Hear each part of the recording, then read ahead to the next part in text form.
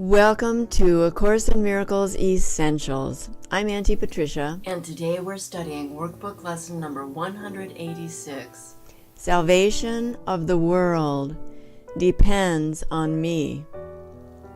Here is the statement that will one day take all arrogance away from every mind. Here is the thought of true humility, which holds no function as your own but that which has been given you.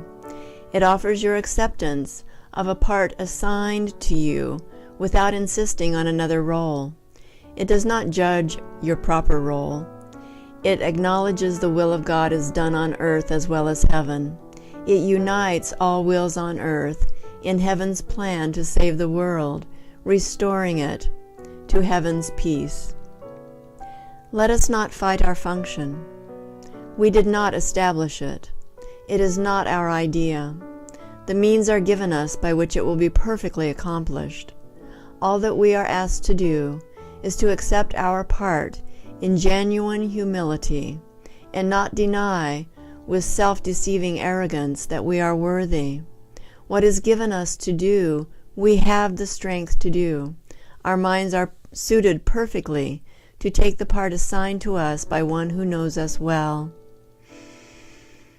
Today's idea may seem quite sobering until you see its meaning. All it says is that your Father still remembers you and offers you the perfect trust He holds in you who are His Son. It does not ask that you be different in any way from what you are. What could humility request but this? And what could arrogance deny but this? Today we will not shrink from our assignment on the specious grounds that modesty is outraged. It is pride that would deny the call for God Himself. All false humility we lay aside today, that we may listen to God's voice reveal to us what He would have us do. We do not doubt our adequacy for the function He will offer us. We will be certain only that He knows our strengths, our wisdom, and our holiness. And if He deems us worthy, so we are. It is arrogance that judges otherwise. There is one way, and only one, to be released from the imprisonment your plan has brought to you. Accept God's plan instead. If God's voice assures you that salvation needs your part and that the whole depends on you, be sure that it is so. The arrogant must cling to words, afraid to go beyond them to experience, which might affront their stance. Yet are the humble free to hear the voice, which tells them what they are and what to do. Arrogance makes an image of yourself that is not real.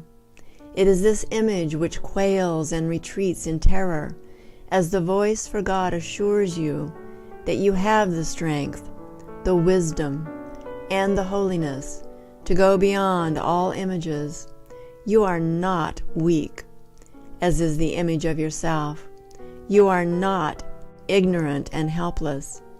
Sin cannot tarnish the truth in you, and misery can come not near the holy home of God. All this the voice for God relates to you, and as He speaks, the image trembles and seeks to attack the threat it does not know, sensing that its base is crumbling. Let it go. Salvation of the world depends on you and not upon this little pile of dust. What can it tell the Holy Son of God? Why need He be concerned with it at all? And so we find our peace. We will accept the function God has given us, for all illusions rest upon the weird belief that we can make another for ourselves. Our self-made roles are shifting, and they seem to change from mourner to ecstatic bliss of love and loving. We can laugh or weep and greet the day with welcome or with tears. Our very being seems to change as we experience 1,000 shifts in mood, and our emotions raise us high indeed or dash us to the ground in hopelessness. Is this the Son of God? Could He create such instability and call it Son? He who is changeless shares His attributes with His creation. All the images His Son appears to make have no effect on what He is.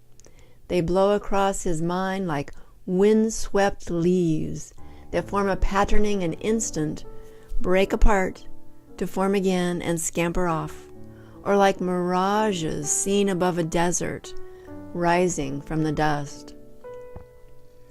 These unsubstantial images will go and leave your mind unclouded and serene when you accept the function given you. The images you make give rise to conflicting goals, impermanent and vague, uncertain and ambiguous. Who could be constant in his efforts or direct his energies and concentrated drive toward goals like these?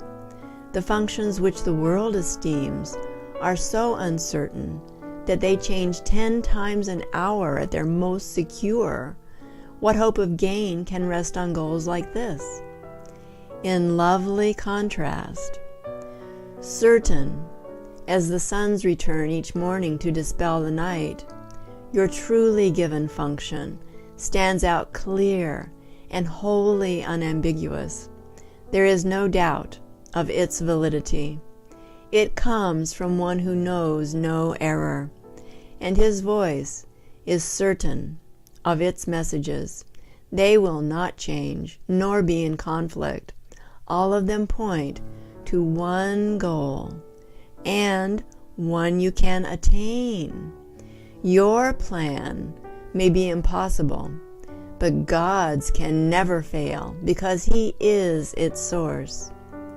Do as God's voice directs, and if it asks a thing of you which seems impossible, remember who it is that asks, and who would make denial. Then consider this: which is more likely to be right? The voice that speaks for the Creator of all things, who knows all things exactly as they are? Or a distorted image of yourself, confused, bewildered, inconsistent, and unsure of everything? Let not its voice direct you. Hear instead a certain voice which tells you of a function given you by your Creator, who remembers you and urges that you now remember Him. His gentle voice is calling from the known to the unknowing. He would comfort you, although He knows no sorrow.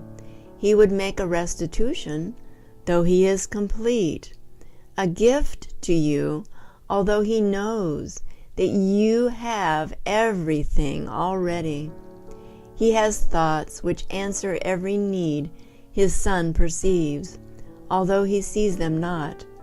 For love must give, and what is given in His name takes on the form most useful in a world of form. Forgiveness is an earthly form of love.